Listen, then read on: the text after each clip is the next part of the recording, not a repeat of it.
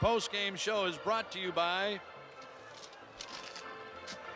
Christ, I can't find it. The hell with it. That's all we got. One goddamn hit. You can't say goddamn on the air. Don't worry, nobody's listening anyway. Remember when the worst team in baseball became the most quotable clubhouse in movie history? In 1989, Paramount Pictures released Major League, a foul-mouthed, mid-budget baseball comedy directed by David S. Ward about the Cleveland Indians trying not to get relocated to Miami. It starred Charlie Sheen as wild arm closer Rick Wild Thing Vaughn, Tom Berenger as the broken-down catcher Jake Taylor, and Wesley Snipes as speedster Willie Mays Hayes.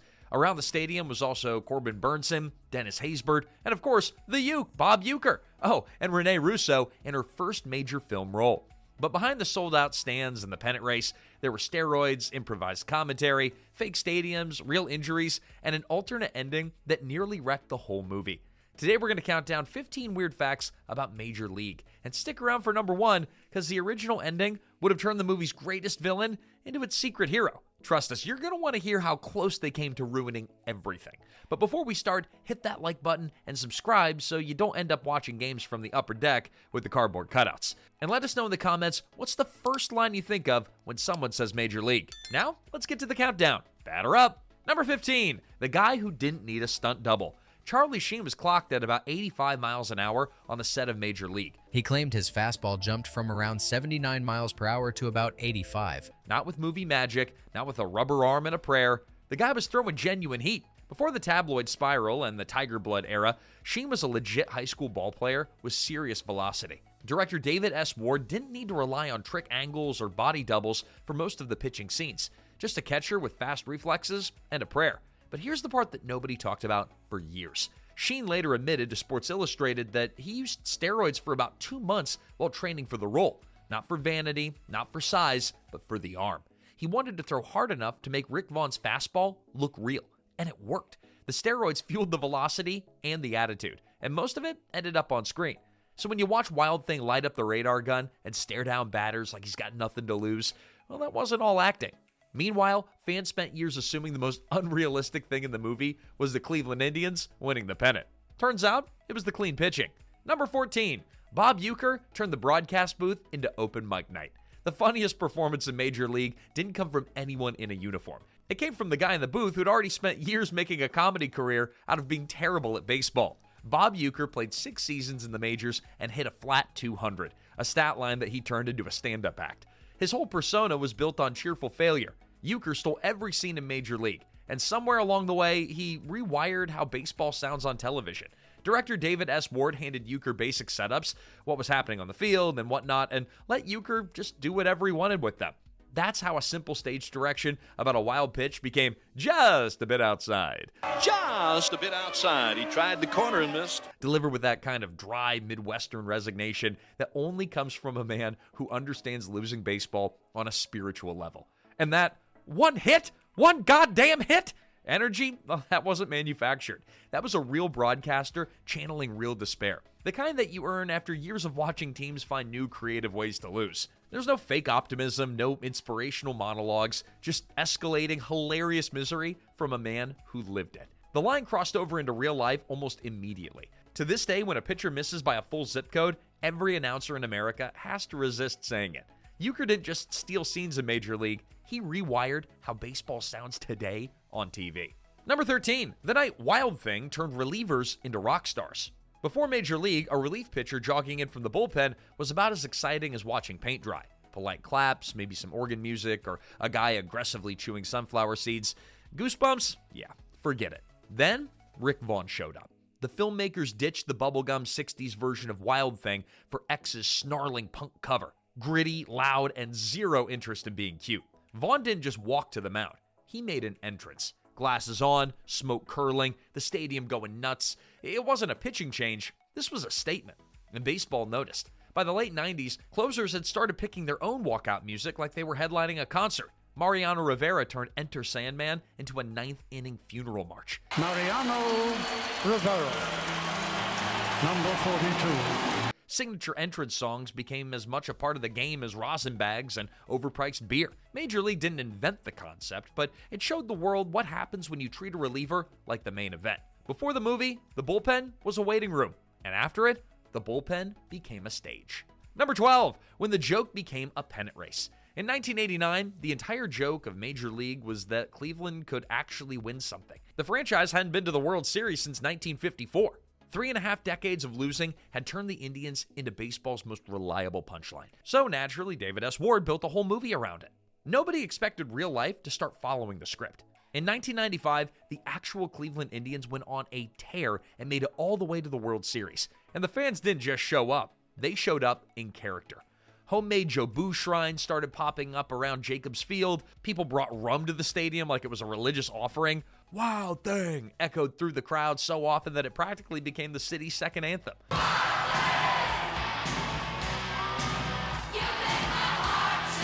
And players leaned into it too. Guys like Kenny Lofton and Jim Tomei all played with the kind of scrappy, chaotic energy that felt ripped straight from the movie's locker room. Some of them openly quoted lines from the film during interviews, because at that point, why fight it? After 4 decades of baseball misery, Cleveland, they didn't just get a contending team, they got to live inside their favorite movie for an entire October. The most unrealistic part of Major League was never the plot. It was how long it took reality to catch up. Number 11, the slowest fast man in baseball. On screen, Willie Mays Hayes looked like he could steal third standing up, backflips out of the box, blinding speed, just chaos in cleats. But off-screen, let's say the stopwatch was a little less impressed. Director David S. Ward later admitted that Wesley Snipes ran like an ant. Yeah, the attitude was there, but the actual foot speed, not so much. So the crew did what movies do best. They cheated. They undercranked the camera to make playback look faster. They shot tight. They cut quick. They let the swagger do the heavy lifting. And by the time it hit theaters, Hayes didn't just look fast. He looked untouchable. Is that while very athletic, he wasn't necessarily that fast, but he looked fast. And here's the thing, you never questioned it because Snipes sold it. The grin, the confidence, the way he carried himself like he already knew he was safe. If clever camera work and pure attitude can turn choppy strides into Olympic speed, that's not a limitation, that's movie magic. And it works so well that most fans still think Willie Mays Hayes was the fastest guy on the field. He wasn't even close. Number 10, the Costner Catch-22. By 1988, Kevin Costner had just played Crash Davis in Bull Durham. And you, Larry Hockett, should recognize me, because 5 years ago in the Texas League, a veteran catcher with bad knees and great monologues. So when the Major League script landed on his desk featuring another veteran catcher with bad knees, the math wasn't complicated. Costner reportedly liked the material, but strapping on shin guards 2 years in a row for 2 different baseball movies wasn't exactly a career diversification strategy. 1 year you're mentoring Nuke LaLoosh in Durham, and the next you're taping up your knees in Cleveland. At some point, every script meeting just becomes an intervention. So he passed. He went off and made Field of Dreams instead. Cornfields, ghosts, and one of the most emotionally devastating games of catch ever filmed. I'm not crying, you're crying. That left Jake Taylor wide open for Tom Berenger. And the movie, I think, is better for it. Costner brings polish. He brings leading man charisma and monologues that sound like they were workshopped at a poetry retreat. But Berenger, he brought something just completely different. A guy who looked like he'd been sleeping in his car and hadn't seen a chiropractor since the Carter administration. His Jake Taylor felt lived in, beat up, like a man who actually spent 15 years getting foul tips off his kneecaps. Costner got his prestige moment in an Iowa cornfield, but Major League got a catcher who looked like he blocked a few wild pitches with his face. Everybody won. Number 9, the Cleveland movie shot in Milwaukee. Major League made Cleveland look electric. Packed stands, roaring crowds, a city falling in love with its team all over again. It was a perfect love letter to Cleveland baseball, except almost none of it was actually filmed in Cleveland. In 1989, Cleveland Municipal Stadium was massive, deteriorating, and pretty expensive to shoot in, so the production quietly relocated to Milwaukee County Stadium. They swapped out the signage, changed the wall padding, and hoped nobody would squint too hard at the skyline. For all the civic pride that the movie generated, most of it was manufactured about 350 miles west. And those sold-out crowds going wild in the stands? That's creative accounting. The production couldn't afford tens of thousands of extras, so the upper deck was filled with cardboard cutouts. The actual humans, a few hundred of them, were shuffled around the lower sections between takes in the world's most elaborate game of musical chairs. Sit here, cheer, move 3 sections over, and then cheer again. But it gets better. Some of those hot summer night scenes were filmed during cold off-season weather. Actors were standing around in short sleeves pretending it was July, while space heaters waited just off camera. You could practically feel the goosebumps if you know where to look. Number 8, the real-life Wild Thing.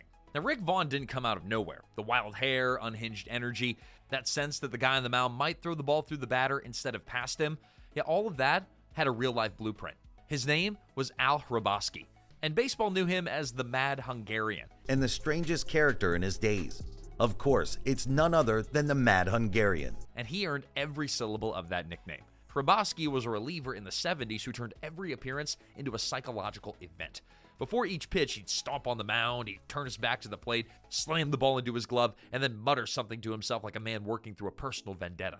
By the time that he spun back around, hitters didn't know if they were facing a pitcher or someone who just lost an argument with his own reflection. The Fu Manchu mustache sealed it. Hrabosky once said that he wanted batters to genuinely believe that he was crazy enough to hit them on purpose. And based on the way that guys dug into the box against him, I think it worked. But before Hrabosky, pitchers were expected to be composed and professional, but he proved that if you've got the arm to back it up, the mound can be like performance art. Vaughn just got better lighting and a soundtrack. Hey, before we hit our 7th inning stretch, see what I did there? Ring that bell and let us know that you're here. And if you can still hear just a bit outside in your head without missing a beat, do us a favor and share this with a friend. Now, let's get back to the game. Number 7, the TV star who thought this would flop. In 1988, Corbin Bernsen was deep into LA law. Emmy nominations, Golden Globe buzz, primetime courtroom monologues, and tailored suits. He was a legitimate television star at the peak of his run. So when a scrappy little baseball comedy about the worst team in Cleveland showed up, he didn't exactly treat it like a career-defining moment. Bernsen had openly admitted that he took the role of Roger Dorn, partly because it meant trading a suit and tie for a jersey and some fresh air for a few months. He liked the script, he thought it would be fun. He also figured that the movie would come and go without making much noise. And here's what makes that so perfect. He accidentally brought that exact energy to the character. Let's cut through the crap, Vaughn. I only got one thing to say to you. Roger Dorn is the guy who's just coasting through the season on his guaranteed contract. He doesn't want to dive for a grounder. He doesn't want to get his uniform dirty. Just kind of riding it out until the check clears.